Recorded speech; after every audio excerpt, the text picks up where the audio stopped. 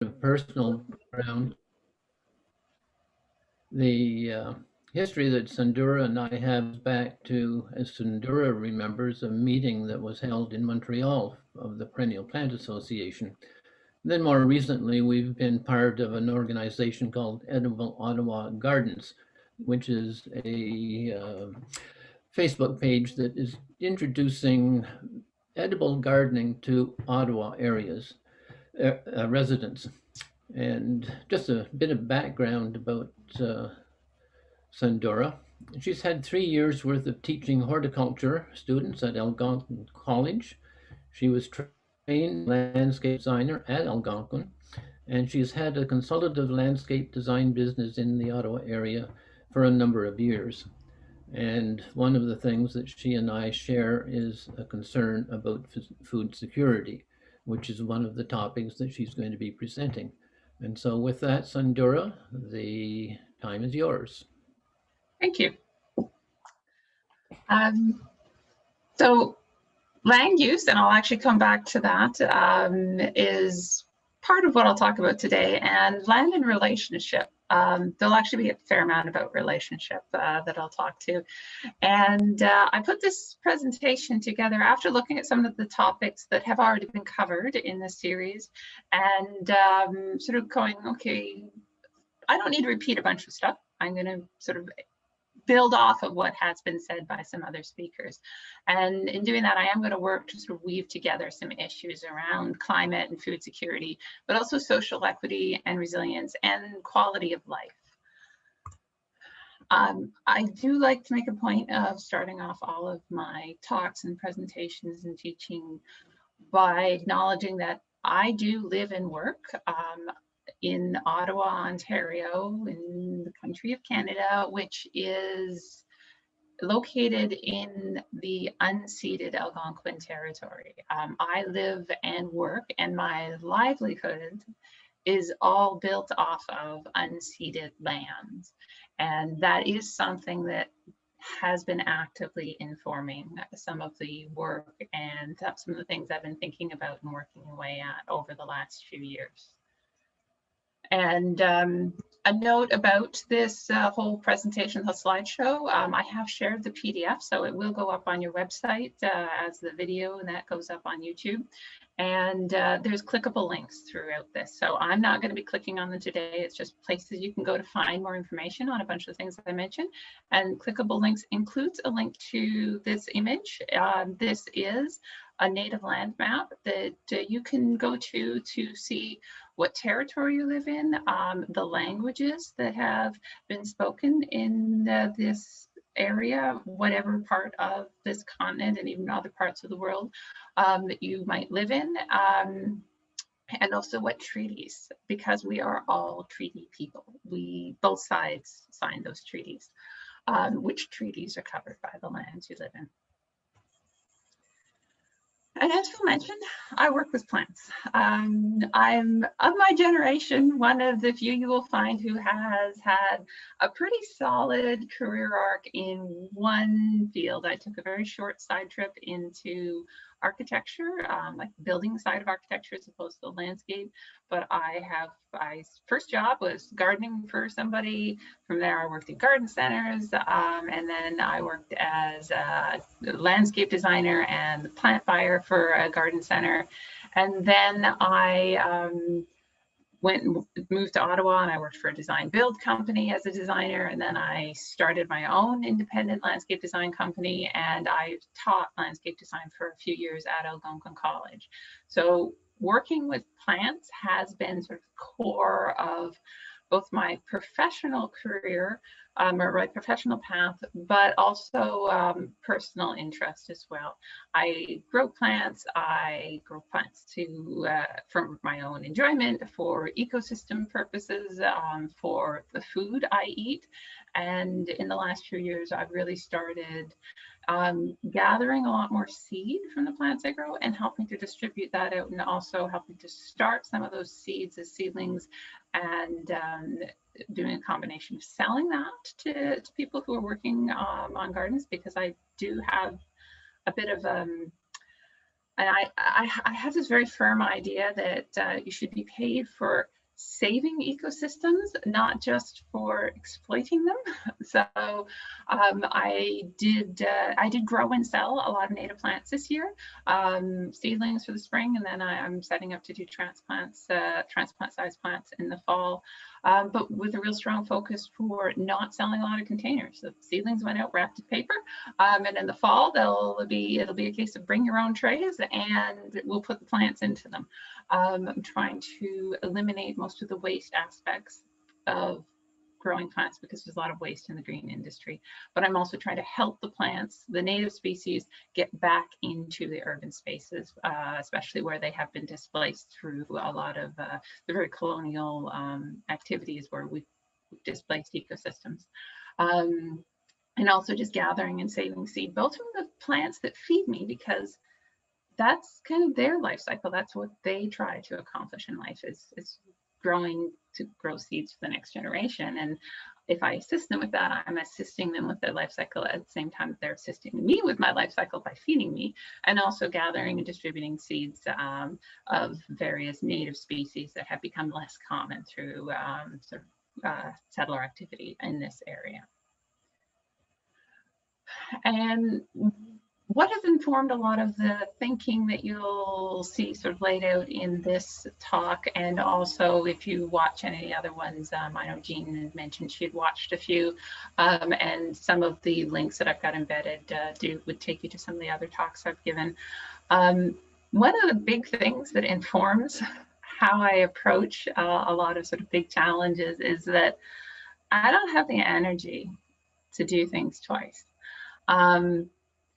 When it comes to sort of the really big global problems, not only do I have the energy to fix something with a solution that's not really a solution, it's just shifting problems around, I also don't have the energy to try to fix everything, because there's so many different facets of things that are failing at accelerating rates and at increasing costs, and there's social challenges, and there's ecological challenges, and there's climate challenges, and we're losing soil, and there's plastic erosions, and we're cutting down the old growth forests, and it just sort of accumulates, and I don't have the energy to try to fix all these things.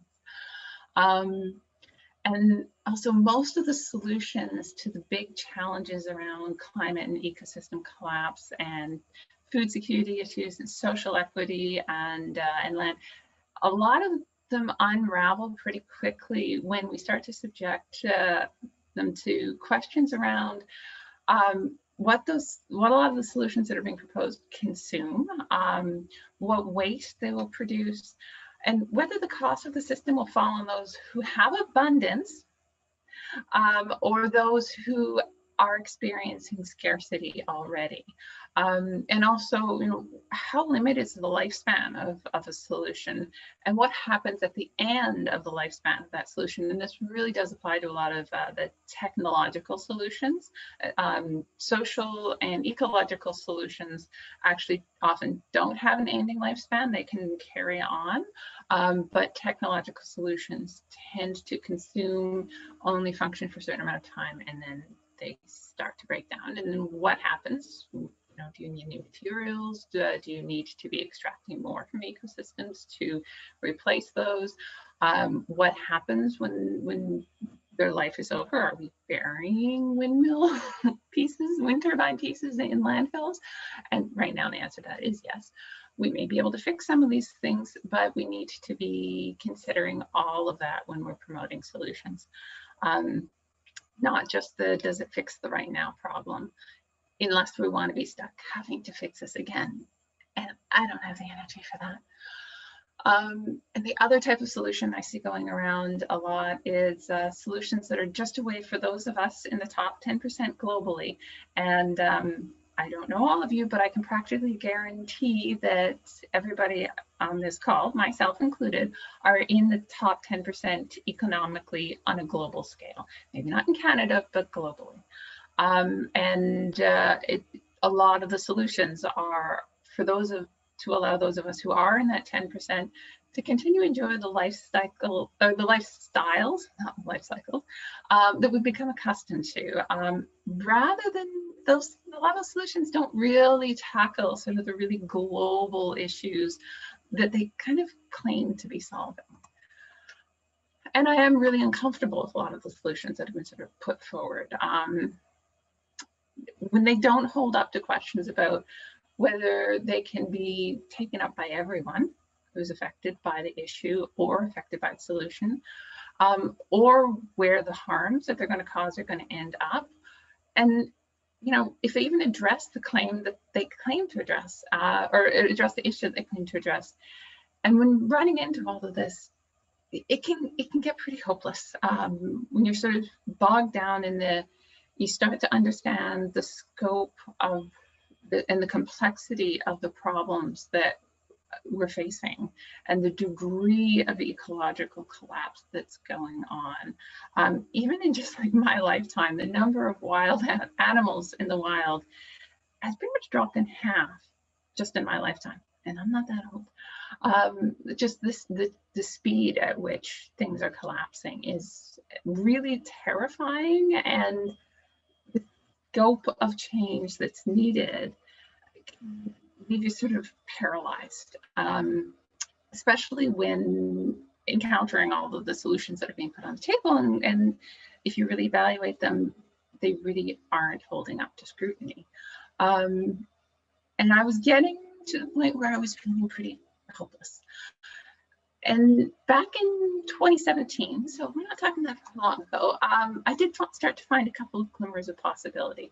Part of it actually came from a Living Soils Symposium, which was held in 2017, and they've been holding them each year since, in Montreal. And people brought a lot of ecological solutions that were really based in, if we care for the soil that's the foundation of our full ecosystem, land-based ecosystem, and also our food system, that soil, if we care for it in ways that actually are built up off of the life cycles of soils and plants and how plants function, and plants function quite differently than you think based on how we tend to manage agriculture at the moment, and the soil systems function in ways we don't even we only really even started to figure out how much life there is in soil, the diversity of the biology, since we started genetic testing, because an extremely small fraction of what lives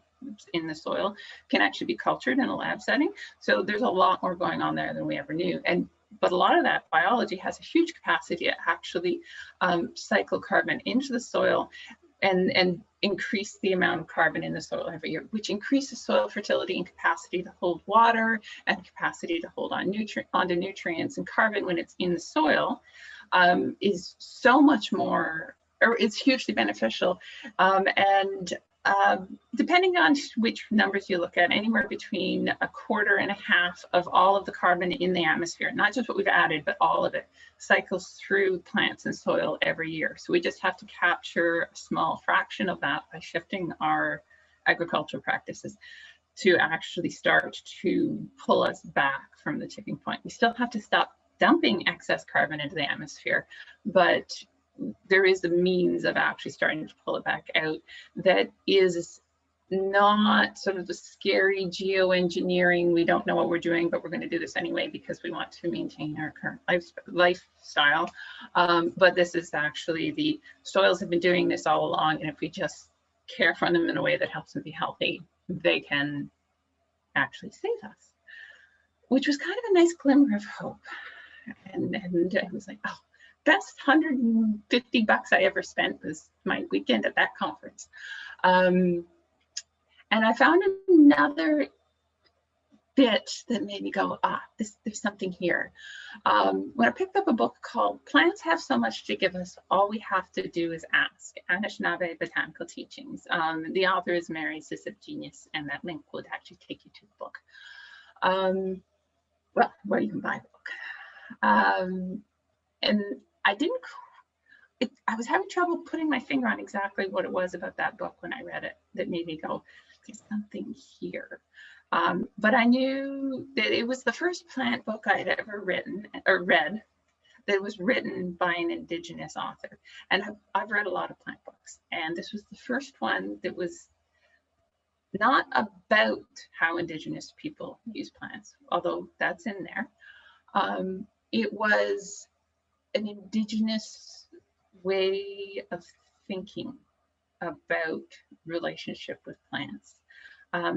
And the shape of that thinking. I was when I finished that book, I started asking around in various connections and networks, going, does anyone know where I can find more books about plants written by Indigenous authors? And I promptly got a whole bunch of recommendations asking for ethnobotany books, which were written often in partnership with Indigenous people, and the research was done in partnership with Indigenous communities in the better books, but they were all written by people from sort of a Western or settler background. And I was like, that's not what I couldn't even quite explain at the time what it was, but I was like, that's not what I'm looking for. So I went and started looking for more books, not specific, not even just strictly plant books, but books by Indigenous authors, because there was something about the way of looking at the world that I went, this is what I'm looking for. And when you start reading a lot or listening to a lot of Indigenous teachers, and going looking for Indigenous knowledge, but in a non-extractive way, a lot of looking at Indigenous knowledge is about extracting that into our scientific models, and I'll come back to that. You do start to come across an awful lot of things about colonial history and present, how this colonial history is still expressed in our, and is really foundational to a lot of our current structures and our country. And a lot of that's pretty uncomfortable.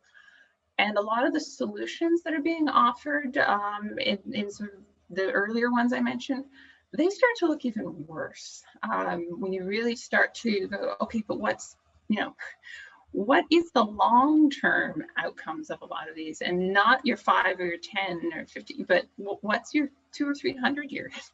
What are your thought life cycles, or your life cycles of the thought of a system?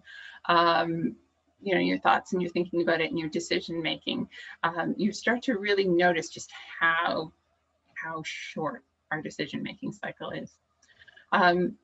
And all of this can just leave you feeling even more frantic and sad and shocked and hopeless, because you start to see what's going on in a different perspective. But it did leave me looking for better solutions.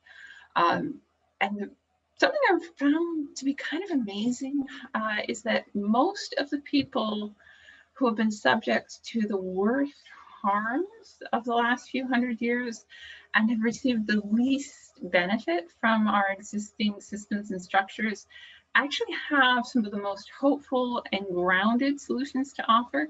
And they're not naive and they're not dreamy. They are really in the trenches, feet on the ground, looking at systems and interacting with people, being people, and coming up with ideas and possibilities that actually have the most possibility of actually truly being successful.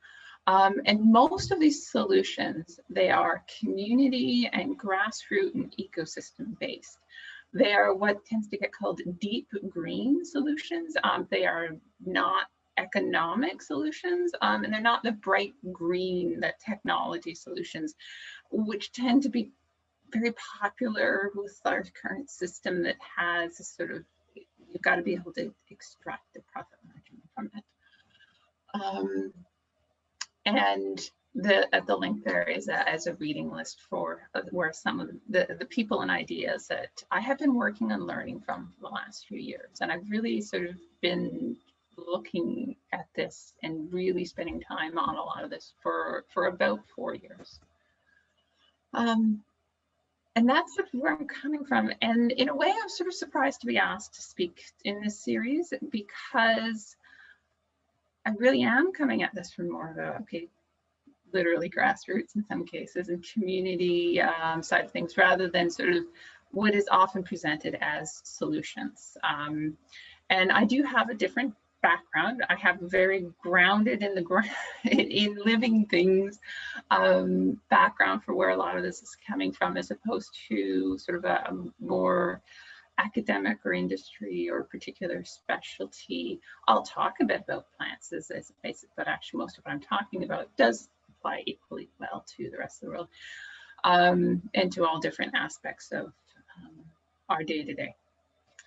And I do have a slightly different perspective on what qualifies as worthwhile solutions than maybe some of the other speakers in this series. But I will say that the Bill Reese's talk back in May did point out a lot of the technical failings of many of the sort of proposed solutions, and why it covered pretty well why I'm not a proponent of many of them. And saying that, you know, I drive an electric car. I live in a house with the air source heat pump. I mend my clothes. I eat a plant-based diet. I'm doing most of the things that are actually proposed as the solutions we're supposed to be adopting. But I also know that this is not fully scalable. I have access to them because I am a middle-class white lady living in Canada. Most of the world doesn't have access to these solutions, not at a really scalable, in a really scalable fashion. Well, mending clothes, we do. And then also the review of the Bright Green Lies movie, that the review that was shared following Bill's talk also covered a lot of the failings in the solutions that are being presented, sort of at high level policy and economic and business circles. So it covered that pretty well. So I'm not going to delve into a lot of that technical stuff, which I often do include in my talks. I'll touch on some of them for context, but you know, you can find the info I often throw in those talks. And actually, even in Bill's Q&A section towards the end, he even talked about how economy has eroded community, which is something else I often talk about in my talks. And intentionally eroded, because if you have community, you don't need as much economy. So it's eroded it over time. So while I was surprised to be asked, and I sort of went looking around going, is this even a particularly good fit for me? I came across on the Club of Rome website this article, Finding a Way. And it talks about shifting from cold thinking solutions to warm thinking. And I highly recommend reading it. And again, that image is a clickable link. And of course, you can also find it on the Club of Rome website by searching Finding a Way. And there's an excerpt from that, which will make sense of a lot more of the comments that I make as I go on. Where it's talking about the type of cold thinking that, and this is from an actual like thought process book. I forget if it was a book or an article, but it's meant to be a teaching thing. And they talk about this in the article. In the story, there are 50 people in a lifeboat that can hold 10 more people, but there are 100 people in the water. It would appear that that approximately 90 people will unfortunately be left to die so that any may survive. The project then becomes a collection of difficult but necessary questions to justify how the remaining 10 people will be selected to survive. And in that exercise, there are questions which include who will choose who lives and who dies? What are the criteria for those choices? How will the ones who are on the boats be fed? Is cannibalism a possibility? Really, this is one of the questions. And these are cold questions. And the article goes on to expand on that. And I do recommend reading it at some point if you to sort of put some background on some of the stuff I'll be talking about. Advanced slide. There. Sorry. And there are a lot of cold solutions on the table. When we look at what's being talked about in a lot of circles, a lot of those are cold solutions. And a lot of the voices who are offering warm questions and warm solutions are being sidelined and ignored because they get called primitive. they get called small scale. They don't have the same sort of traction in a lot of the circles that a lot of the big economic decisions are being made in, and the big policy decisions, even though they actually hold up much better to scrutiny. And And then there's some warm solutions that are being pulled into cold thinking and are being applied in cold ways. And so cold solutions, you know, as I drive an electric car, but I know that that's not a scalable solution. Saying that, oh, well, we won't, rather than looking at fixing our community and our travel setup and all these things that have actually made it so it's hard to get by with a personal vehicle, we'll just manufacture a whole bunch of extra personal vehicles. When, you know, we're supporting coups in Bolivia so that we can get more access to lithium, and we're mining mountaintop removal to be able to get to rare earth elements, which then are minerals, and then we have to ship that ore from California to China because it's so polluting to extract the elements from the ore, that it's cheaper to ship raw ore around the planet than it is to meet the environmental standards of what it would take to do it in even a less polluting way here.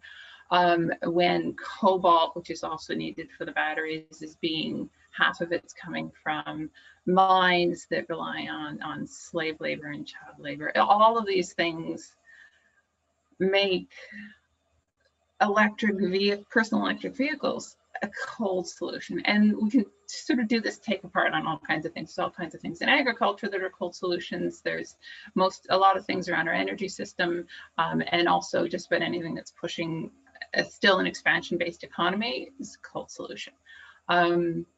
Warm solutions tend to actually be leaning towards reducing economy, shifting to local and community-based and local food, and people just sort of go, oh, but that's not a big enough solution. And it's not about any one solution being big, it's actually about them being replicable. And a lot of warm solutions are actually quite replicable, but they're not necessarily scalable, and it's a different thing. And I'll get into a little bit more sort of some examples of warm solutions that are being pulled into cold thinking. Another cold solution is actually when we talk about population. I know historically when the population rates were climbing very quickly, there was high birth rates. At this point, birth rates have dropped off considerably. We're only a little bit above replacement rate. We'll cross that line in anywhere from the next 5 to 25 years, depending on which predictions you look at. And at this point, pretty much all of the population growth is actually being driven by extended lifespans. So if you're going to actually, unless you're going to actually do something to shorten people's lifespans, the population growth discussion, it was worth having before, but at this point, it's becoming a cold solution because it's actually being really directed at now at one continent, which is Africa. And there's issues with those of us from very affluent backgrounds, suggesting those from less affluent backgrounds should be changing their life choices so that we can continue with what we're doing. So how do we get stuck in cold thinking? I would say for most of history, humans have actually engaged in things that fall under warm thinking, community-based stuff. And I kind of, this is an idea you wouldn't have seen in any of my earlier talks, because this is one of the ones I'm currently picking away at. And it came from a conversation I was having with a few friends, and somebody was venting a bit about her difficulty in getting traction around sort of Indigenous thinking. And you've probably come across the term two-eyed seeing in certain circles, where it's talking about connecting Western science and Indigenous thinking to solve our problems. And she was expressing her frustration in how little traction bringing Indigenous thinking into a university setting was having. And she was saying, like, and how do you convince someone who's, you know, she was talking about like an engineer who's from the culture that invented scientific, or invented Western science. How do you convince them of the value of Indigenous thinking? And it was a group setting, so I didn't have to come up with an answer at the moment, but it got me thinking. I was like, wait a second. or she didn't even say Western science, she said the culture that invented science. And I was kind of like going, whoa, we didn't invent science. Also, for all I use the term Western science, it's on the list of things I need to come up with a better term for, because it's not really Western. We borrowed a lot of it. But the process of make an observation, ask a question, form a hypothesis or testable explanation, make a prediction based on the hypothesis, test the prediction, and then iterate, use the results to make new hypotheses or predictions. That process, that's where most of this indigenous knowledge that we want to extract has come from. And it's actually, that process has been done in sort of real world settings and it's really slow to do this sort of thing in real world settings, because there's so many other variables that you can't control for. So you have to test and test and test and test and test until you actually have enough examples that you can go, okay, we're pretty sure it's this. What we invented, by we, I talk about sort of that kind of Western science thing. And again, I need a better word for that. It's not really Western. But what we invented was the box, where we said, okay, we're going to put a control number of factors for our question in a completely controlled setting, so we can control for all the different factors, and then see what happens when we change out individual pieces. This is actually, it is a useful box. It has allowed us to figure out some really incredible things by extremely simplifying reality and encasing it in a very simple box of thinking. But because we could quickly come to these sort of really solid yes/no answers inside this box, and we considered that to be sort of complete proof, we decided that the information that came out of that box was more valid than anything that came from outside of the box, even when a lot of that information that came from outside of the box, you couldn't fit the systems that were incorporated into all of that thinking and all of that collection of knowledge. You couldn't fit those systems in a box. They're too complex. Our boxes are just not capable of holding fully complex systems, living, interacted, multifaceted, all these different factor systems. They don't fit well into that box. And so we privileged the information that was in that box, that came into that box. This is better. This science says this is better information. And we used that for a long time. We're just starting to budge on this. We used that for a very long time to justify dismissal of anything that didn't fit in the box. The other thing we did was we tested something out in a box and we went, hey, this works. And then we went and we did the thing that we did in the box out in the rest of the world. And it causes unplanned for and unexpected outcomes. And so we have all these different, like even chemicals that we're releasing into ecosystems constantly. We have no idea what they're going to do, but they did the thing we wanted them to in the box, so that it's science proved. So we go ahead and do it, and we don't fully account for the transition from in the box to out of the box. And then with this box, because it was such a magic, powerful box that let us do things that were provable, we got really fond of the box. And then we started using the boxes in places that weren't appropriate, where we would go, well, this is in this box and that's in that box. And because they're in different boxes, what I do in this box doesn't affect what's in that box. And that's actually really dangerous. And we're still doing this. And this tendency to go, that's that box, this is my box. So if I extract stuff from that box and bring it into my box, I have more stuff. And the fact that I may have destabilized the systems in this box, well, that doesn't affect me.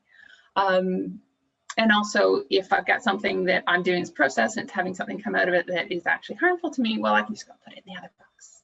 And, you know, keep in mind, we literally used to dump Trying to think. DDT. They're just finding a whole bunch of rusted barrels of DDT in the ocean that were dumped right before we changed the laws or before the laws were changed in the U.S. that prevented offshore dumping of chemicals. So they've just found a whole bunch of DDT in the ecosystem off of California.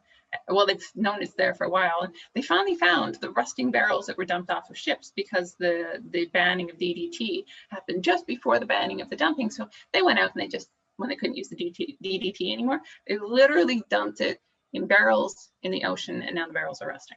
So this idea of we can just put it over there and it goes away has been informing our actions for a long time. It's because we think of ourselves as being in this box and other things being in that box, and what we do in that box won't affect us over here in this box. And I've been calling this outsourcing of harms, and Tyson Yunkaporta wrote an awesome book called Sand Talk, and he talks about it in that book. It's called Outsourcing Decay, and it's an excellent book. I highly recommend it. And where do we outsource the harms? We outsource harms to people with less economic clout, to places that are far away, to non-human species, and to the future. And a lot of the harms we're doing right now, we're still actively engaging in all of these things to support the lifestyle that we've come to expect. But all these things eventually circle back on us, and they circle back on either us in our lives or they circle back on our descendants. And every time we apologize for a historical wrong, this is something we've been doing a lot in Canada in the last decade or so. I'm always left thinking every time we do this, because these apologies are necessary, but I'm always going, yes, and what are we going to be apologizing for in the coming years and decades that we're doing right now? And this is the time to interrupt those things. I see a lot of people, or I saw a lot of sort of people going, how do we make this right? When the announcement of the finding of 215 children buried in an unmarked grave, when that announcement hit the news. And a number of times I heard somebody say, heard some version of how do we make this right? And I'm just sitting there going, there is absolutely no way to make this right. There is no making right this type of harm. But also, we are still engaging in this. It was being done to people we considered ourselves far away from at the time. But it's still being done so that we can extract oil and minerals and whatever it is we're after from other countries. There are still literally people being shot in villages for protesting against mining operations that are Canadian owned and invested in by our own CPP. These things are still going on. They're going on today. So we are still outsourcing harms. This isn't a past activity. We're doing it now. Even when we do things with consent, because of sort of economic structures where we mine and then ship for refining in other countries, we're exporting all of the pollution from that process to other countries. We are outsourcing the harms. Because really, is China better set up to deal with the outcomes of the pollution from mining refinement than California is? It's just cheaper. And in the outsourcing, we do have the sort of, we outsource a lot of our harms to developing countries. And this is still sort of that cold thinking that is a really foundational aspect of colonization. And colonization is a founding portion, that thinking of expansion as really the same thinking as that myth of unending economic growth. They're the same thing. And when we ran out of new lands, the new world, it's been here just as long, land to colonize, and where we could easily extract accumulated ecological, human, and social wealth and take it to the old world. When we ran out of new land for that, we started shifting our ecological consumption. It started shifting to consuming the ecological capacity of the future, and we are doing that now. Every time we sort of erode our soils and put more carbon into our atmosphere and pollute more waters and extract more fossil water from systems that are not recharging, we are extracting the future capacity from the ecosystem that our descendants should have been able to count on. And we're extracting that for right now.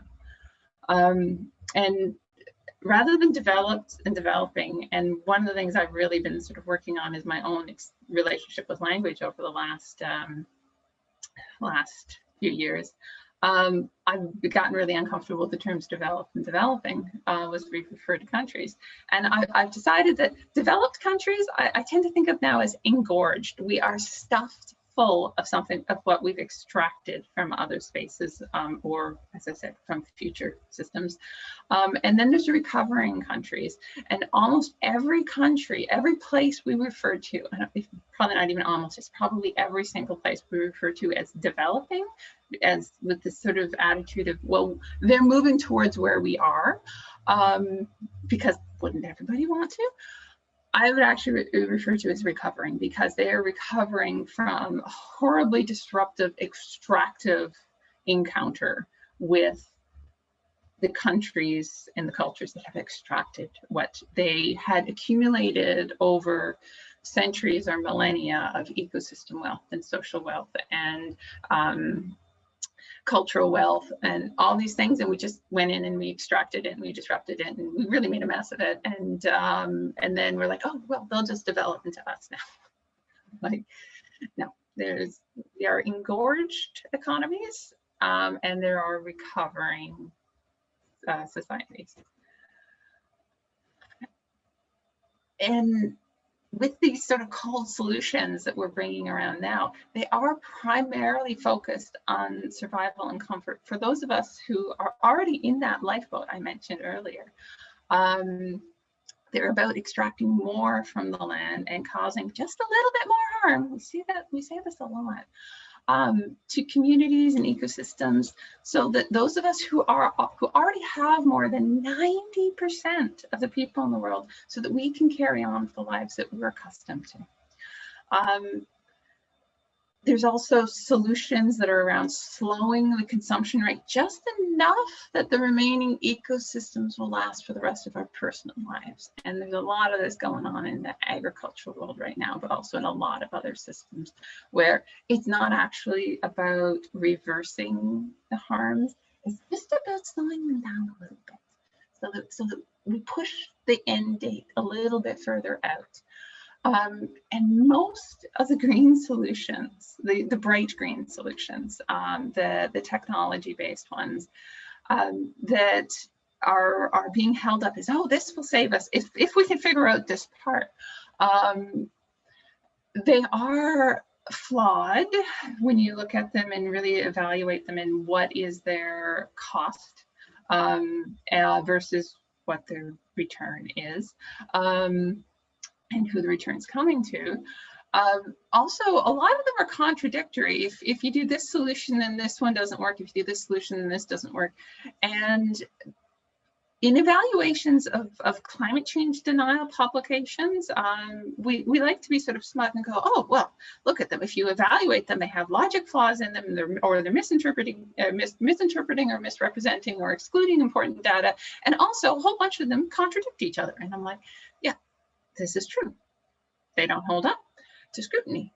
Neither do our technological solutions, the technology-centric ones, saying, oh, well, if we just have this one more high-tech solution, if we just find this one clean energy source, everything will be fine.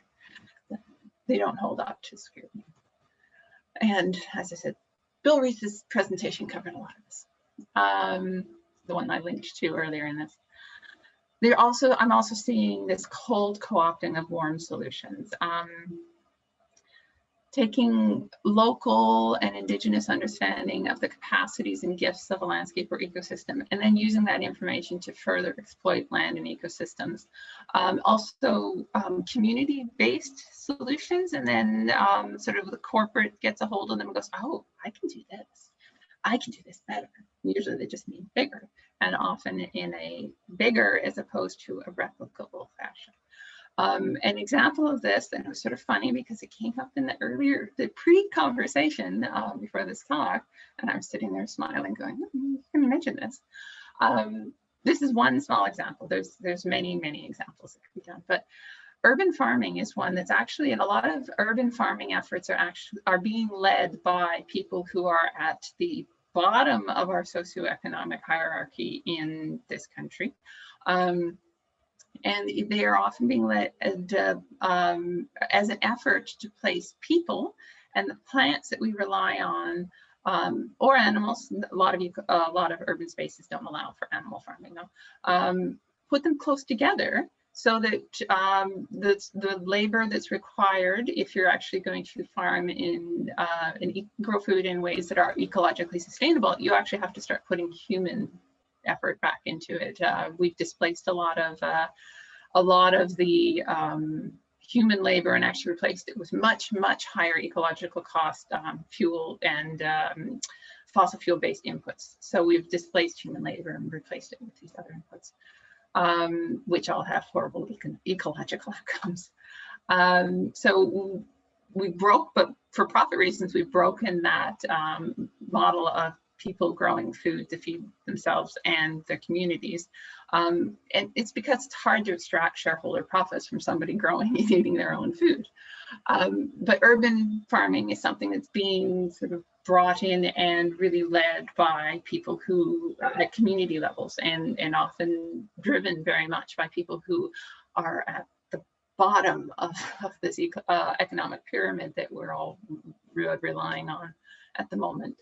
But somehow this image of urban farming it's getting promoted and it gets talked about and people kind of, yeah, that another high-tech solution is one of automated sort of sterile metal boxes. They start talking about it as vertical farming, filled with, and they're meant to actually be spaces where we can control everything. We fill them with carefully managed chemical solutions, with a lot of hydroponic farming and artificial light, with little or no discussion about where those chemicals are being extracted from, because these don't just happen, they have to come from somewhere, and the energy and materials that the structures require, where those are sourced. So again, we're replacing humans with all these other inputs, even when we're placing these farms in spaces that are filled with humans. So it's this cold co-opting of this warm idea, which ends up having all the same harms as a cold solutions do.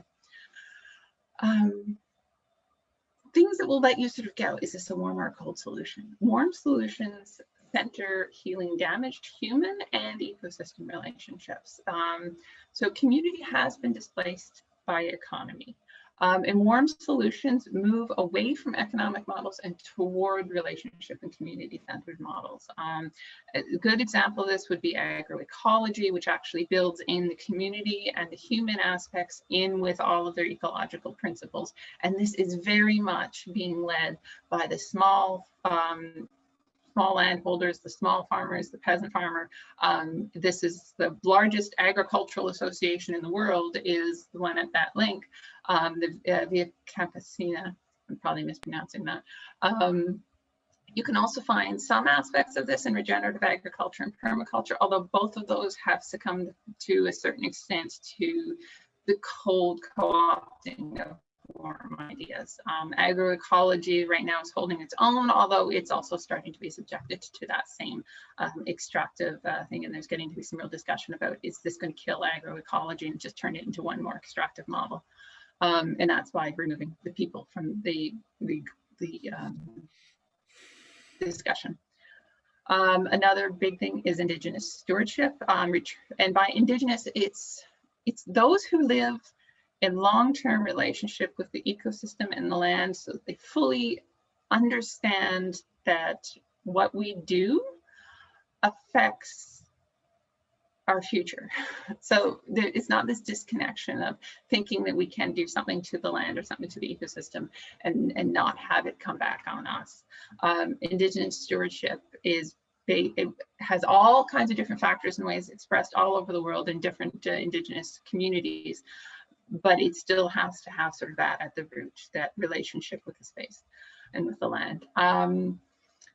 the history of removing humans from land, it's an extremely long one. It could be a 2-day presentation all on its own, but it's removing humans from land so that the labor for the humans can be extracted and the profits from the land can be extracted. And so when climate and ecosystem proposed solutions center restoring community and land relationships when those are proposed, they're almost always dismissed. Even though lots of studies go, this is how to do it. And then everybody goes, you're so naive. And an example also would be things like 15-minute neighborhoods. Those of you who are in the Ottawa area have probably heard this being talked about and promoted under the new official plan, because certain community based groups and grassroots stuff are really, really pushing towards this. Because they're meant to be walkable, all your services are local, your work's local, your housing is local, you get these more mixed, smaller community model. If we had 15-minute neighborhoods, we wouldn't need so many personal vehicles. So we'll actually go a lot further to fixing our transportation issues than electric vehicles. But you don't have that same sort of massive government countrywide funding for 15-minute neighborhoods as you do for electric vehicles. And again, I drive one. I'm not saying we shouldn't do it. It's just, we're not doing it. They're not a good solution. They're a stopgap at the moment. And so when we're looking for solutions, I should stop extemporizing quite so much. I see the time's flying by here, but as we're looking at solutions, very often, and this comes up when we start to talk about and look at the reality that Indigenous land and is met when it's Indigenous managed. There's all this extra biology going on. There's biological diversity, and there's a lot richer. And so we're starting to go, oh, maybe all these Indigenous people actually knew something. So we're going looking to them and going, well, tell us what you know, and then that'll fix our system. And there's this really extractive relationship that a lot of Indigenous people are starting to go, you know what, you go away. Yeah, we could save it, but you're not helping. And that's when Western science model, the boxes, go and try to take Indigenous knowledge and insert it into the boxes. But I'm not saying we should throw out all this scientific data. That box is actually a really useful tool. The problem is we just let it do way more things than it's really capable of. We put it to work in too many places. So let's take Indigenous thinking models, and some of the books I've linked to in the recommended reading list are literally about Indigenous thinking, and they come from a bunch of different cultures. It's not just one particular society. There's a lot of pieces to a lot of it, and there's different ways that it expresses. But Indigenous thinking models are actually really much better capable of functioning in complex systems. And let's start plugging all this scientific data that we've collected over the last few centuries into that thinking so that we can evaluate what solutions will actually support the continuing of life. That will give us warm solutions. Shift the thought model and the evaluation and the value model from the Western science to the Indigenous, and then bring the Western science data into that, go that direction with it instead of the other. When we are trying to do things, look for the close problems. And it's sort of, this is something that I look at all these global things and it's so easy to kind of go, oh, well, we got to fix plastic in the oceans, so we got to fix the agriculture, all these things that are sort of land and water related, which are of interest. And I kind of going, I can't individually fix this big stuff, and I'll come to that a little bit more. But when we talk about the changes that are needed, very often we talk about policy changes and big changes, and they all need to happen.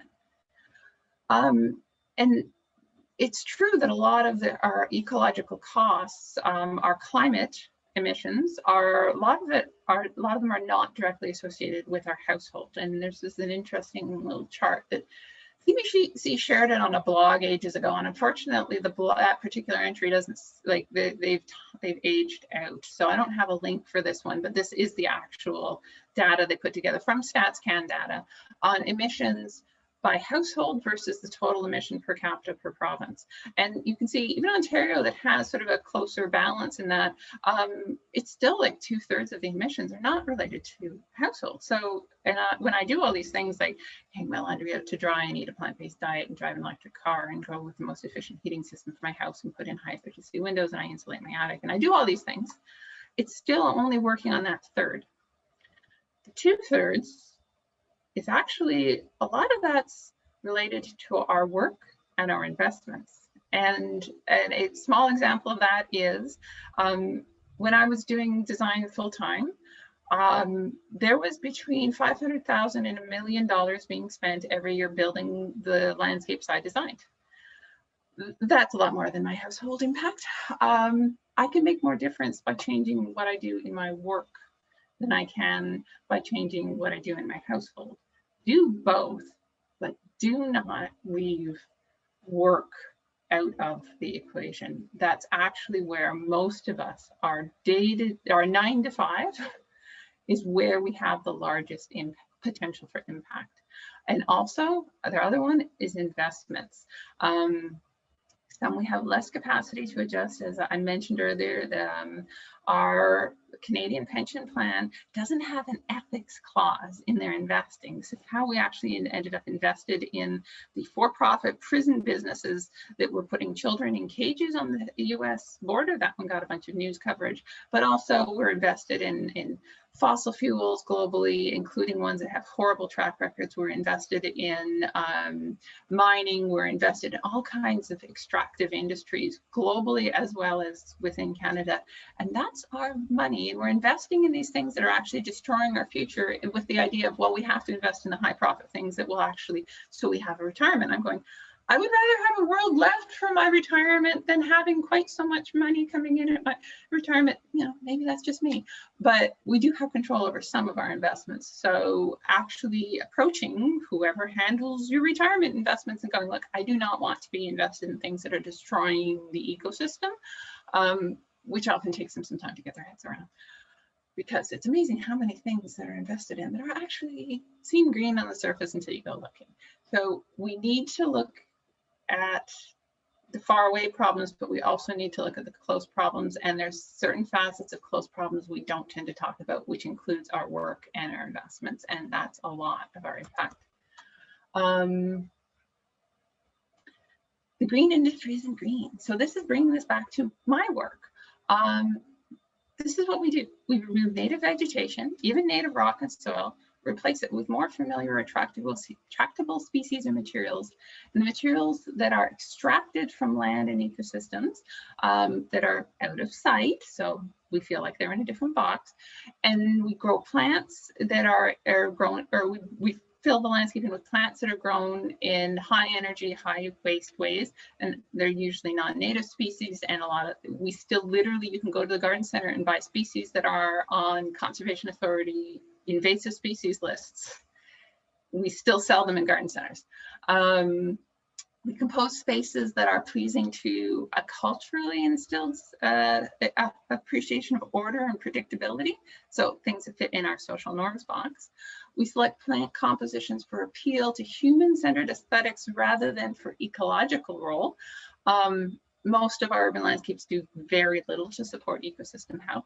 We mow and we trim and we manicure to keep landscapes in a state of stasis rather than in progression, which would be the normal process that actually starts to build up carbon and complexity in the systems. And then we rake away the leaves and the stems that cover the ground and they feed the soil. And then we lay down decorative mulch in its place, most of which is coming from forests. That's part of a longer post I did on colonial, how horticulture is quite colonial. The urban landscape is also not a neutral place. Over half of the Indigenous people within Canada live in urban communities, and most have little or no access to land and green spaces.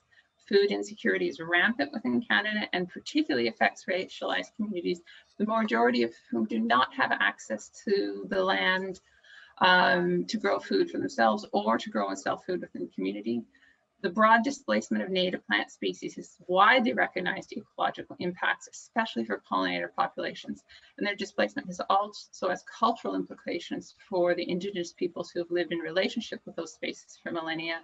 And the resources consumed in our projects are sourced from somewhere. And so it's our responsibility to learn their sourcing life cycles, and that can help us influence landscapes beyond the boundaries of project sites.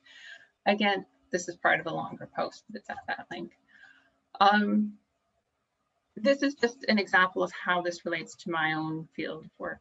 That's just an example of urban landscapes. The challenges we're facing, they are extensive and they're multifaceted, but they share the same root thinking though. And this is where the big impossible problems start to come back to something we can do locally. I don't have the energy to tackle challenges one by one, these big challenges. So what do we do? I'm sure you don't have the energy to tackle all these things either. So if we know our current system is broken, why do we keep refusing to change it? And again, I could talk all day about all the things that are broken in the current system, but some of the other speakers in the series have done a lot of that. Part of the reason it's broken, we don't change it, is because we have lost or buried our belief that we are connected to the rest of life and that we need that life to thrive if we are to thrive. We might intellectually agree with that, but most of us have lost that feeling. Because we've lost most of the skills that we need to get by without consuming everything. We've been taught to live in a world that is based on consumption, and those are the skills we develop because that's the world that we're living in.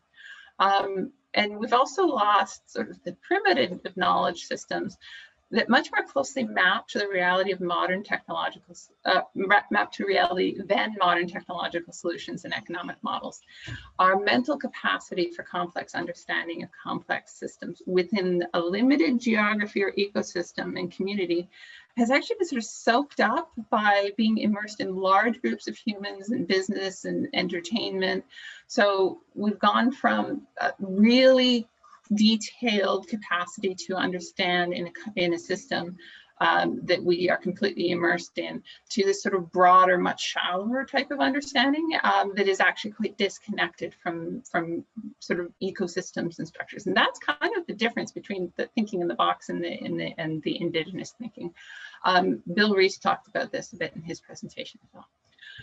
And so we've forgotten how to, back to the lifeboat thing, we've forgotten how to swim. So any solution that requires us to get wet is just dismissed as unworkable. Can't do that. So how do we not consume everything? Very often ecosystem harms are attributed to humans as a species. I started correcting every post I see and commenting, fixing titles on stuff of humans have cause. I'm like, no, not humans.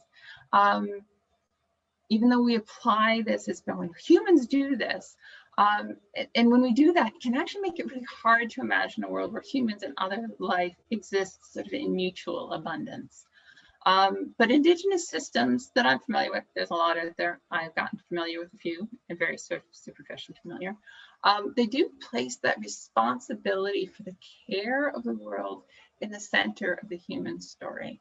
So whether it's the youth have to run to give the sun and the moon the energy to continue to, to move through the sky, whether it's our gratitude is what keeps nature functioning, whether it's our ceremonies or practices, all these things that they sort of seem like, oh, well, that's very naive and primitive. But actually what it does is it shifts our emotional relationship to one with land where the system relies on us doing these things so that it can carry on. So we're hugely important and we must continue to do these things.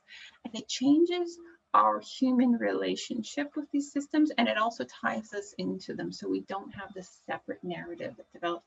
And the fact that this has been at the center teachings of so many of the different indigenous systems that have developed all over the world says a lot about how important it is for us to firmly believe that what we're doing, that what we do is critical for the continuation of life.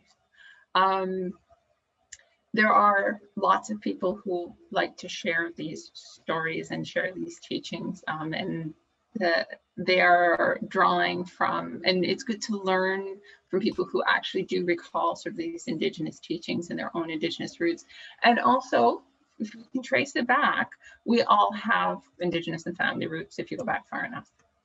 And there's traditions that come from that if we can find them. Some of the information has just been lost over time. How do we get to that thinking?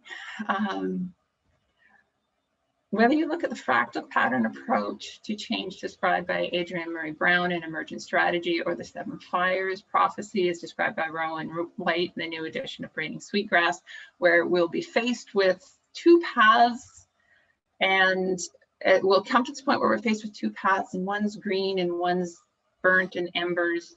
And it seems obvious you pick the green one, right?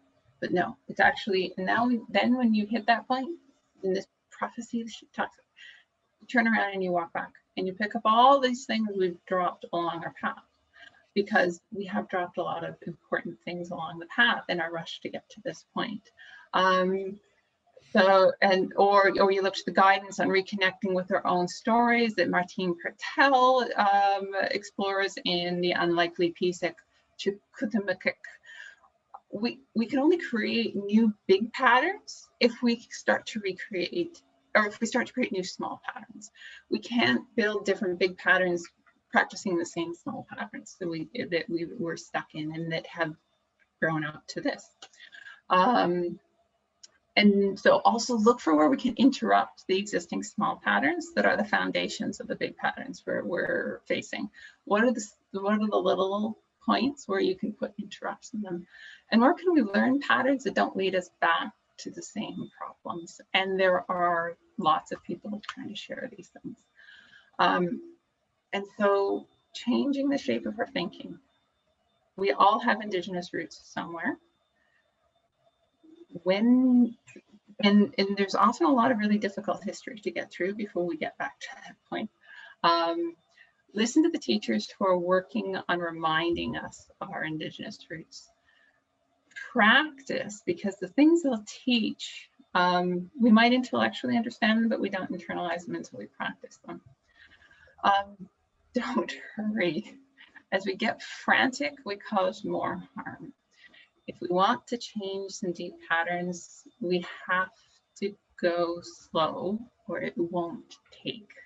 I've spent the last 4 years thinking about these things. I'm just starting. Consider the words we use to shape our world and speak with care. And it's sort of funny because I didn't actually provide a title for my talk, and I saw it got listed as land use can affect climate change. And I was just like, use. That's one of the words I'm actually trying to stop using when it comes to anything that can be considered a living system. Because when we call land property, when we talk about use, when we talk about ecosystem function or services or yield, we are actually really still reinforcing that exploitative perspective and relationship. And so it's starting to try to even rework my own way of speaking to interrupt the small patterns. Leave space for grief. We all have histories of trauma when it comes to connection to land and ecosystems. We have all at one point in our family or genetic history had our relationship with land where we had Indigenous relationship severed or severely damaged. And we are still acting out a lot of the traumas of that. And until we start to actually reattach our emotional relationship to the land and the ecosystem that was severed when we were removed from those systems, or when those systems were destroyed by external exploitation, we need to process our grief from that culturally so that we can stop acting it out. And I don't believe we'll actually get to significant change unless we start to identify that. Stop hiding the harms. This is a really big one.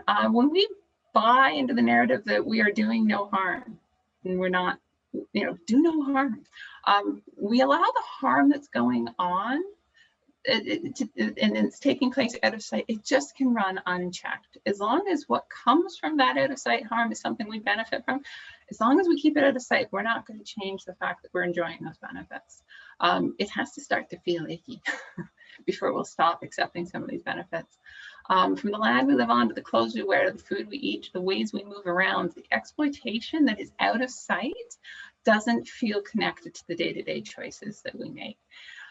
Identify the harms, clearly communicate about them when we're considering the costs, and bring them into the light, and that will allow them to influence our choices and actions, and it will let us make better decisions. And again, it's the uncomfortable stuff, but we should be uncomfortable with some things, because that will encourage us to change patterns. Listen to the swimmers. The brightest, most creative ideas rooted in saving and caring for those that are the closest to drowning are coming from people who are outside of the comfort of that lifeboat. Although it should be a yacht, because those of us who are in global 10%, it's not a lifeboat. Almost all the solutions that aren't immediately dismissed as fanciful, naive, or preposterous are not solutions that center the recovery and stabilization of global climate and ecosystems. They're schemes to continue the growth-centered economic model and the current social status quo for as long as possible before we're presented with the bill for consuming more than the biosphere can provide. Basics. I'm almost done, honestly. Always choose the solution that increases rather than decreases equity and biodiversity. Always choose the solution that supports the continuing of life. It's amazing how many solutions fail to meet that really simple criteria. And continuing of the economy is not the same as the continuing of life.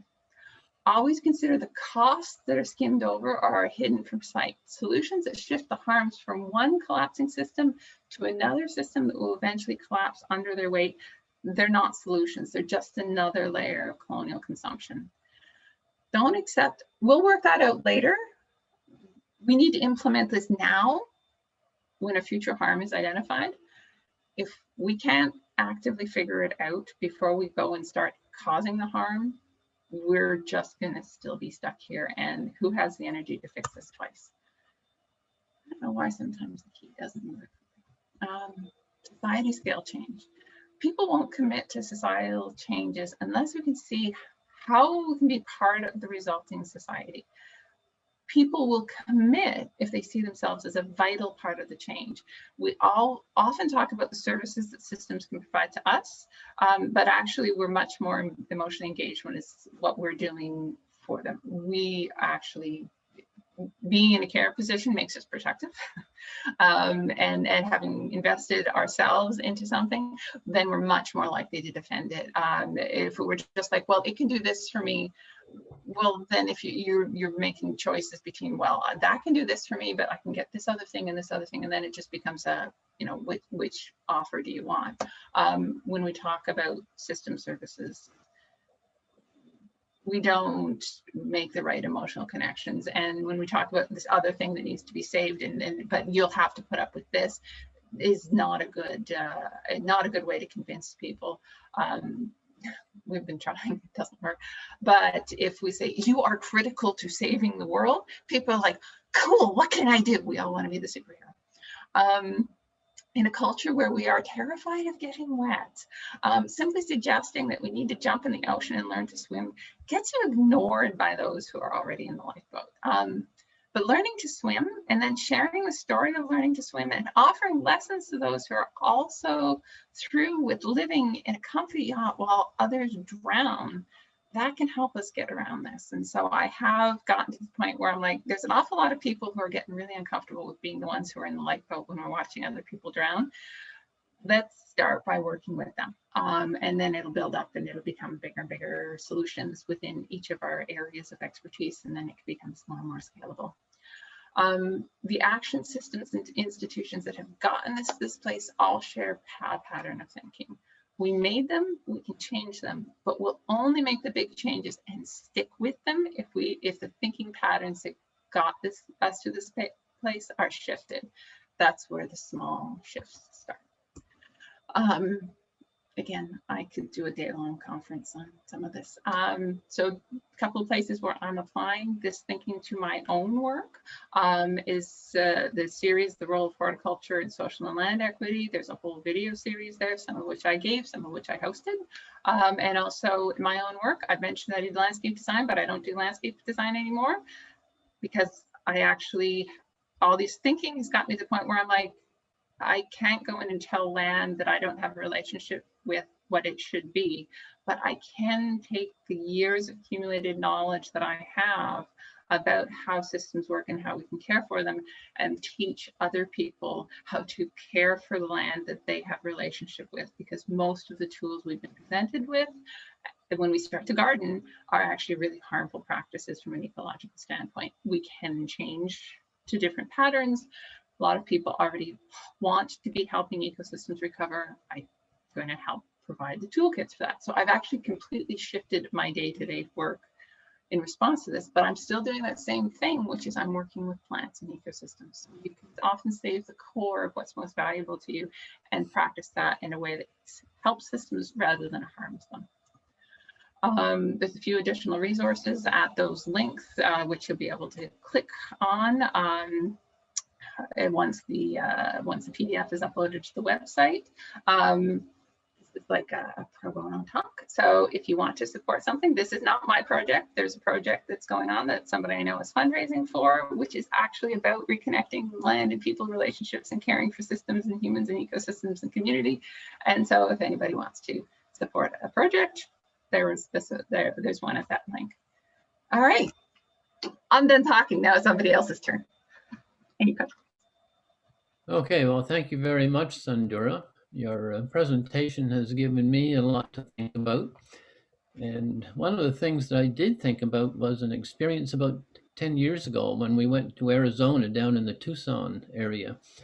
And we spent the better part of a day in Biosphere 2, which is a huge biodome that was built to be self-sufficient in terms of the carbon dioxide, the seawater that was there, the people that were in the biodome who were locked in there supposedly for 2 years and had to be self-sufficient while in that dome.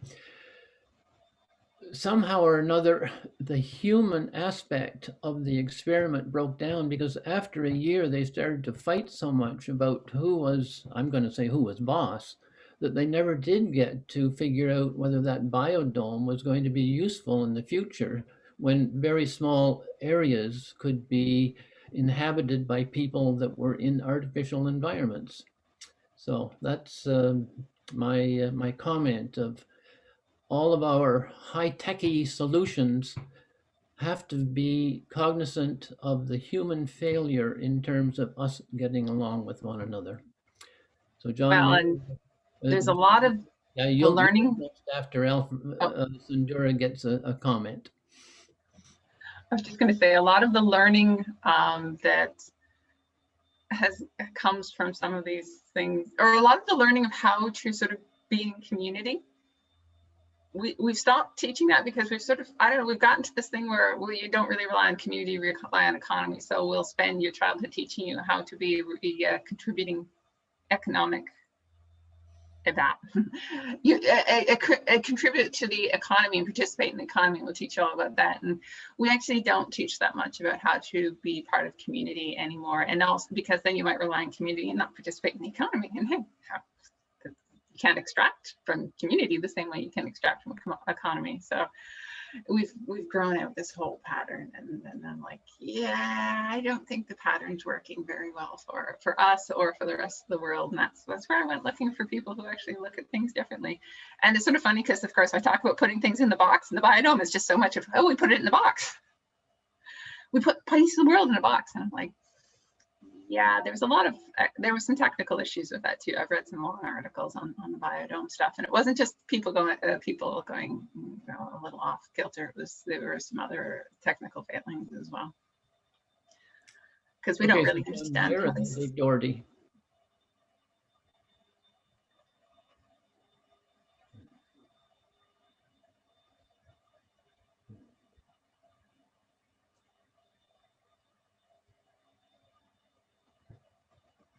Go ahead, John. Okay, thanks. I just wanted to say thanks very much for that.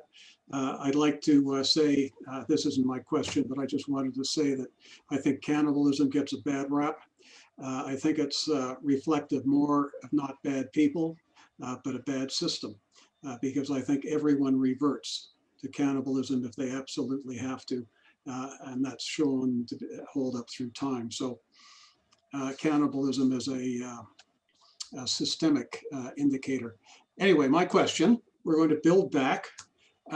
In terms of building back healthy soil and forests, one, can you comment on biochar? And two, can you tell us, it seems like all the species are dropping off. Ash and I think beech trees are being taken out the way the chestnut, American chestnut was 100 years ago by invasive bugs. Which tree species now, which domestic tree species are now healthy and to replace the other main species? So anyway, those are my questions.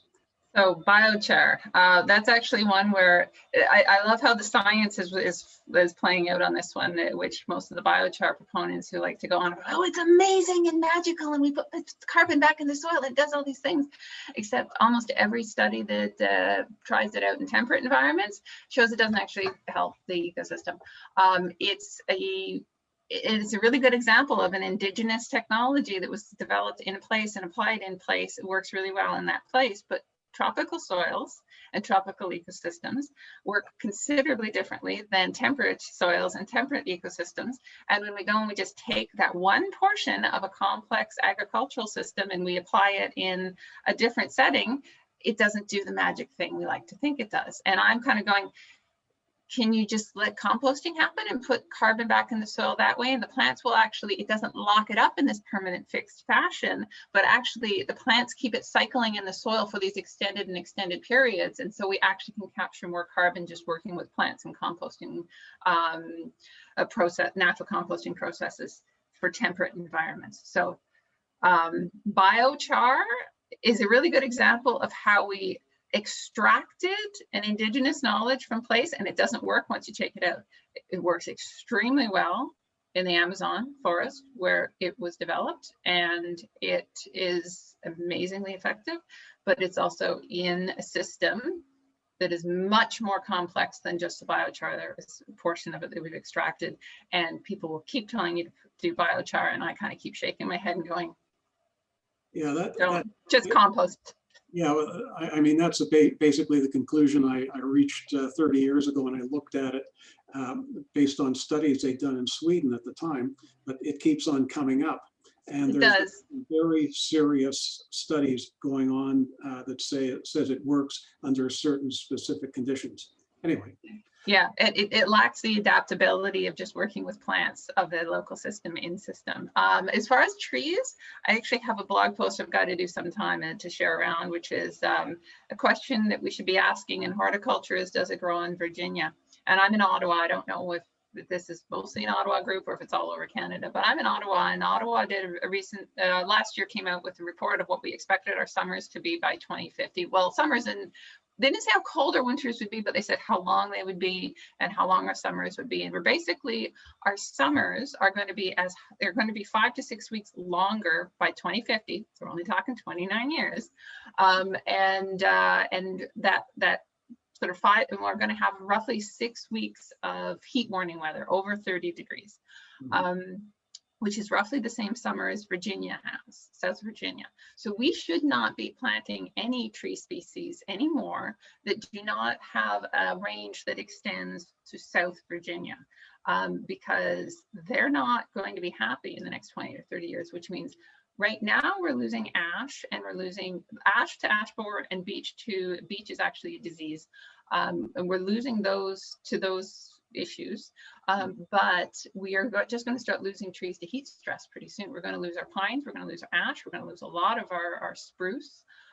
There's a lot of trees that we just presume, oh, well, we'll have that. Like, we won't have lilacs anymore. All kinds of things that are just not, they're going to start dying from heat stress, not even just drought, the heat and the disease loading.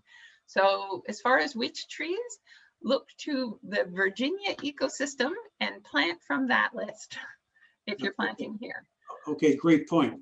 Thanks very much. Okay, thanks, John. Dave? Yeah, hi. Thank you for the talk. It was really good. My question is as follows. Using Indigenous thinking, how many people do you think might be able to live in Canada over the long term? See, the funny thing is Indigenous thinking often doesn't ask those questions in those same ways. How many people will it take to take care of the ecosystems if we put people back in relationship with land? So I know the conversation about overpopulation is a popular one in the Club of Rome. It was actually the one that made me a little bit leery of even doing the talk, because I completely understand where it came from and I understand the roots of it. But I also, as I said, it's unless we're going to start reducing population, we need to work with where we're at. And with half of the resources being consumed by those of us who are living at the top 10%, I don't think the numbers are the conversation. I think it's actually, because if we were living at the same level of consumption as the people in the bottom 50%, how many people could Canada support? A heck of a lot more. How many people can Canada support at the level of consumption we're currently existing at? And there's sort of some things around how we consume energy that also just kind of leaves me shaking my head, because I'm going, we think we're really efficient, but I sort of did a back of a napkin calculation once. And this is if you look at how many calories of oil or fossil fuels we consume per capita in Canada, and you look at how many calories that is, and compare it to how many calories of food we eat, we basically go through a lifetime worth of calories of what one person would eat per capita. We go through a lifetime worth twice a day. We are at the least energy efficient point in the entire history of humans. And so we need to actually start to look at our energy use. How much are we consuming? Because it's just mind-boggling levels of consumption. And when it comes to some of the things we pulled forth, it's the most efficient agriculture. Well, I could look it up, but it's roughly for every kilojoule of energy, and Holland is held up as an example of high efficiency agriculture. But back in 1950, for every 100 joules of energy that went into agricultural production, we got roughly 100, I think it was 107, it was in the single digits, about 100 kilojoules of energy back at, or 8 joules. And then now, for every 100 we put in, between, by the time you count the tractors and the fertilizers and all of our energy inputs, we get 6. So our efficiency that we kind of go, oh, all these highly efficient systems, they're only highly efficient if you only count part of the ledger. If you actually count the full ledger, we've got nothing to brag about. So how many people can it support? How many people will it take to take care of all of the ecosystems in ways that allow the maximum abundance for the ecosystem?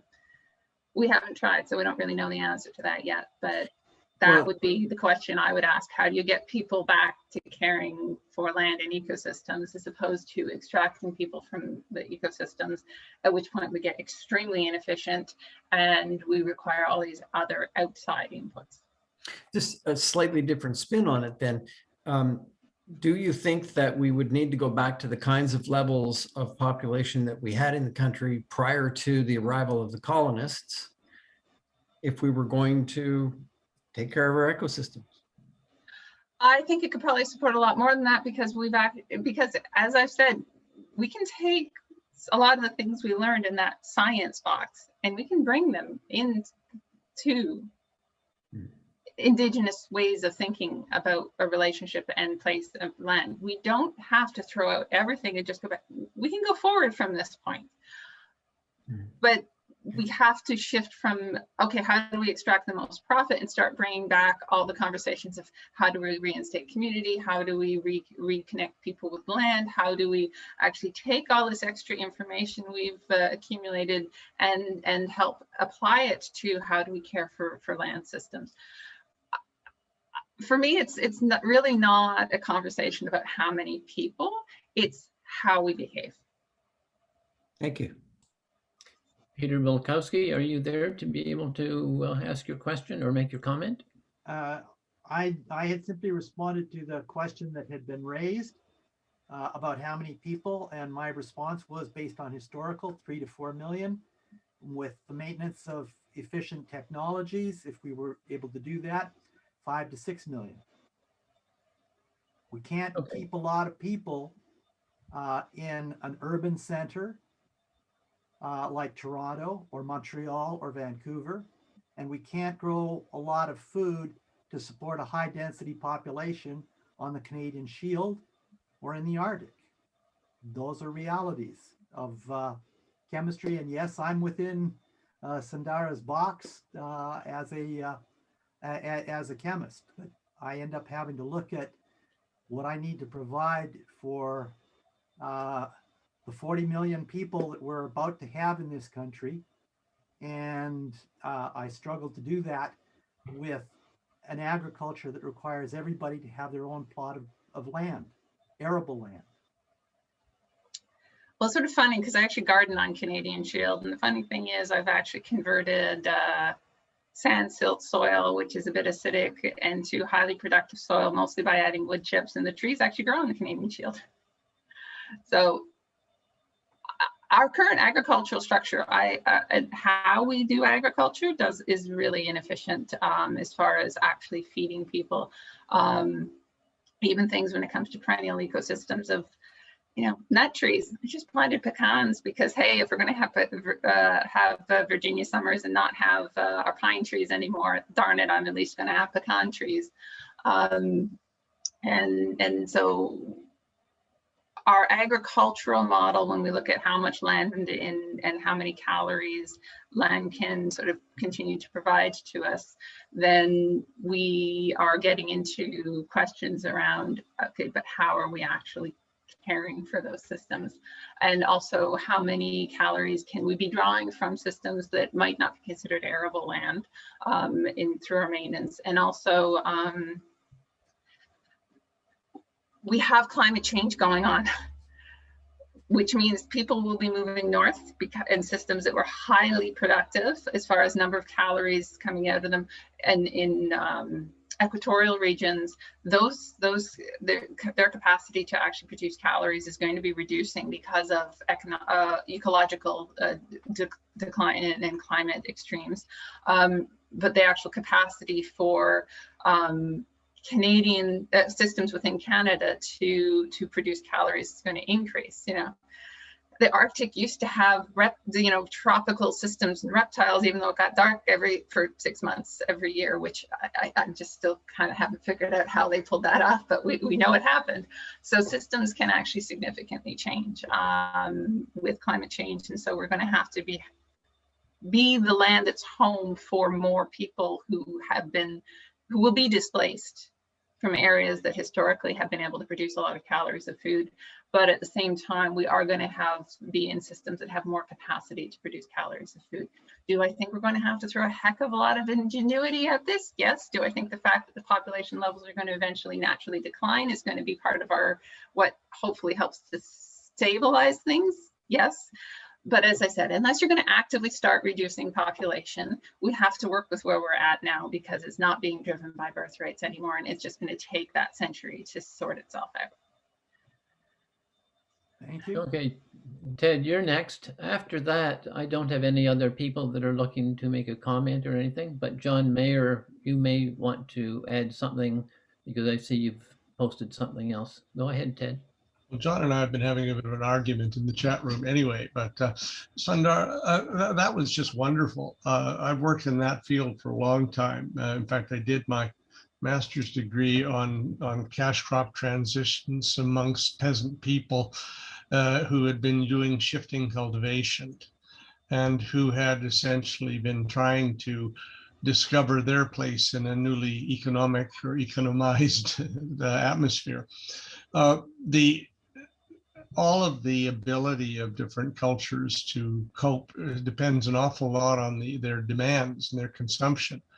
And in the tribes in southern Mexico and in Indonesia, we had them, as long as they could come back more frequently and still get enough biomass to stay eating, they stayed. The moment they couldn't, they had to leave, and they went to cities, and they're part of the problem now. Now, I very much like you answered my question already about some of the assumptions that we're making on consumption, and that is pretty critical. We did a study years ago in the Lands Directorate in Canada, where we actually did population modeling based on known productivity capacities and estimated changes. And it was not popular, because anybody who saw it said it was too much or too little. And quite frankly, the assumptions regarding how much each of us would consume, the fact is that Canada and Manitoba alone could produce the food supply for all of northern China within its own boundary on existing ecosystems. We wouldn't like how you ate, but they would survive. So I think you have very nicely hit a lot of the key variables that we have to be considering when we start looking at what do we do next. The one final question I have is, we've known for a long time that the impacts of the kinds of decisions that everybody's making, including the decisions to pave over farmland or the decisions to flood things, all have serious impacts on how we deal with the ecosystems. And we've known how to do that for years, ever since Stockholm. Why don't we do it? Why won't they listen? I think we don't listen because we viscerally believe, and it's constantly reinforced, that we rely on the economy for our survival as opposed to ecosystems. And actually, when I sort of mentioned what I've circled back around to is, I think until we can actually reconnect people with the belief and the understanding that, it has to be belief deep, it has to be something people feel, that I don't think we will, because there's still the fear of, well, but if I do things that undermine the economy, how will I survive? And I'm very much at the point of going, if we do things that undermine the ecosystem's capacity to keep us alive, how will we survive? And it really does start to affect your thinking. But it's not something you can just say. And like literally, I've come at this from, I work with plants, and I've been through this whole, how do we save everything? And I've come back around to, I'm going to continue to work with plants, but I'm going to work with plants and teach people so that the people I work with, and I'm not just working with sort of home gardeners, I'm also working with people who have a career path in the industry, who wants to be the people who are helping restore local ecosystems. Because I think until we have people interacting with healthy ecosystems in a position where we're actually providing the care for them, and then we make that emotional connection with them because we're caring for it, and we actually start to see what a healthy system is, because the urban landscape we see is not healthy.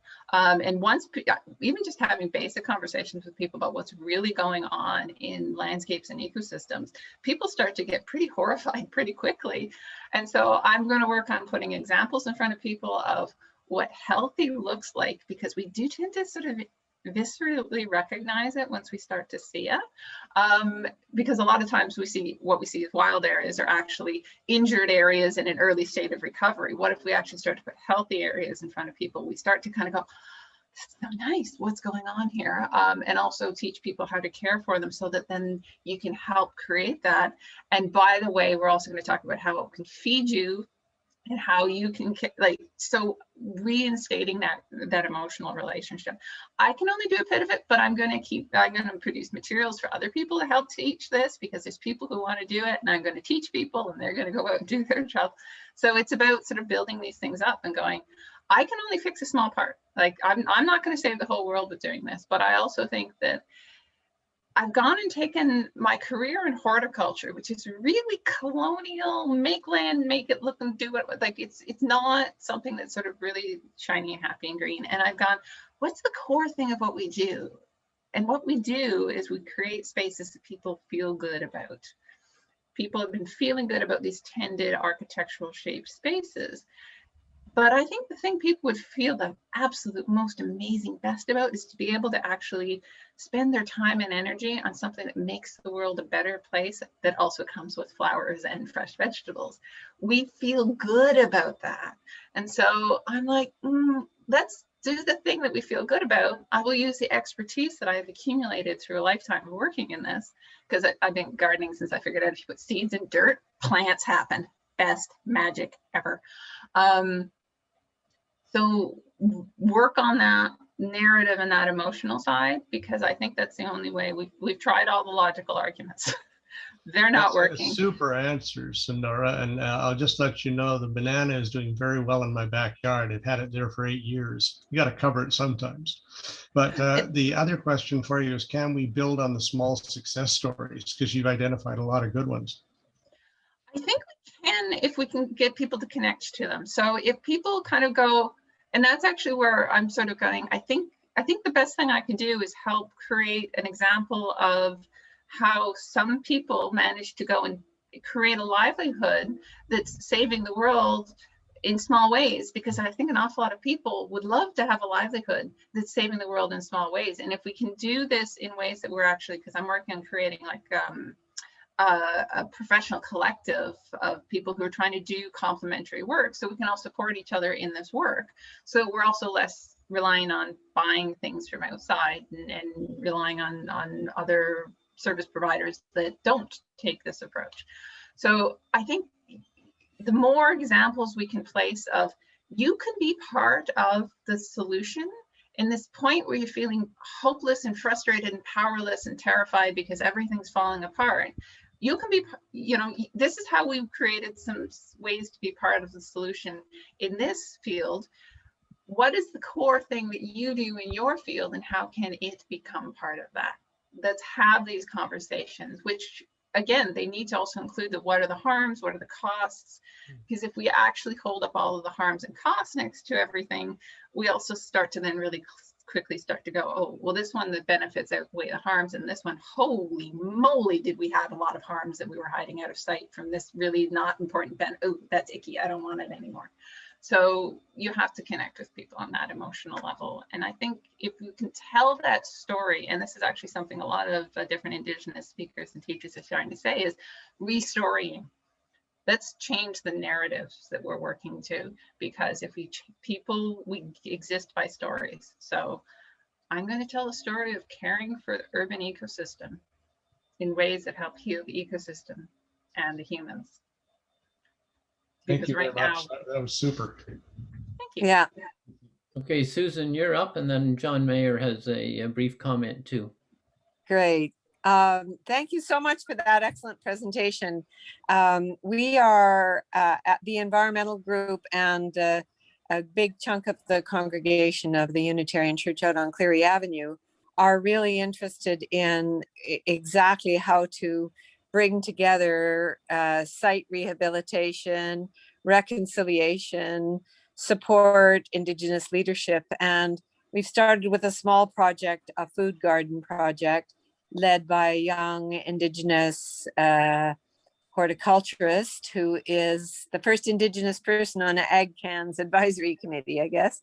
But that is what we're trying to reinforce. And I'm just wondering how to have a continued contact with your network, because I think that would really help in terms of what we're hoping to do. And obviously, just listening to your presentation, we've missed a few aspects that you raised today, and I'm very grateful for your talk.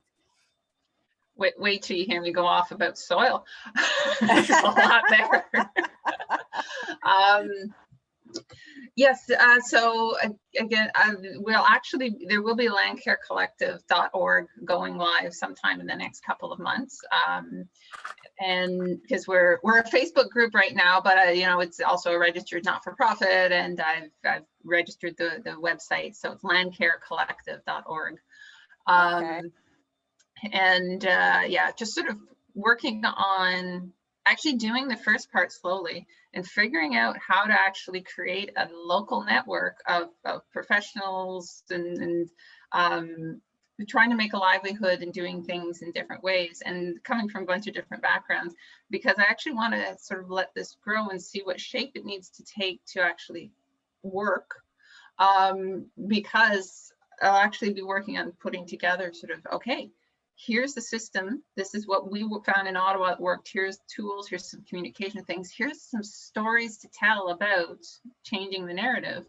And then go take this, build a land care collective in your community and in your community, in your community, because right now the only trade association that represents, excuse me, horticulture is actually one that's really, really not green. And I'm saying that as somebody who used to chair the local chapter and tried to do some changes inside, and it's just like literally giving awards out now to places that have synthetic turf.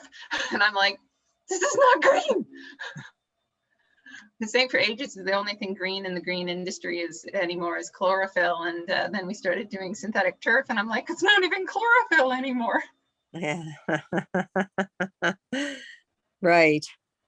Well, I put my email in the chat just in case we can get together before you're officially launched, because of course the gardening season might be over by then. So it would be wonderful if we could connect even briefly before that. I'd be grateful.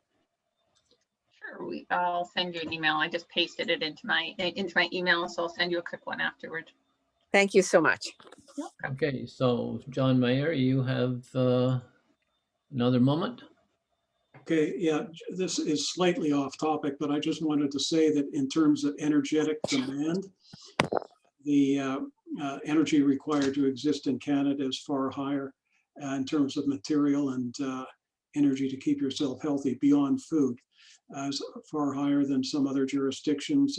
If you compare the work that Inuit, pre-contact Inuit did compared to perhaps the Mayans, the Inuit were working harder to survive, but in a high energy demand, high resource demand environment. And compared to their Mayan cousins, the Mayans could create very sophisticated societies, science, and immense structures on the work they did. And the Inuit had to do more work, I think, at least as much work, and not have the social infrastructure that the Mayans were able to create in a much more lush and low energy and resource demand environment. That's what I wanted to say. Oh yeah, culture will and should be affected by the environment in which it exists. If it's when we start to separate from that environment that we actually end up where we are now. Okay. Okay. Yeah. Thanks. And Jean? Thank you. Thank you. I'm just going to share my screen for a minute here and get the, okay, there we go.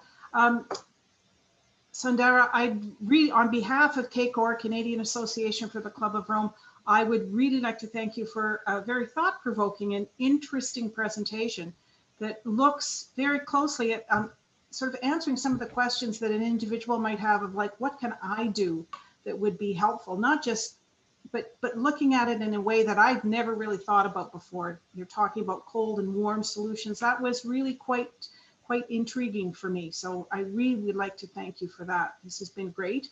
And I'm very glad that you agreed to give your presentation. And so thank you very, very much. You're welcome. The cold and warm came from Club of Rome. So, you know, it's your own article. Yeah. And for everybody who is still online and interested in this, I'd like to, if you're not a member of the Club of CACOR, please take a look at our CACOR website. You can see a lot of interesting things there. And for those of you, and there, if you're not a member of CACOR, you can apply for membership at that and encourage anybody who's interested to make an application for that. And for those, this particular talk will be put onto our YouTube site. And please, if you'd like to get a subscription, subscribe to the YouTube site so that you will get the announcements that we have about what we're doing here. So with that, I would like to thank everybody for joining us today. And thank you very much, Sundaura, again, for a great talk.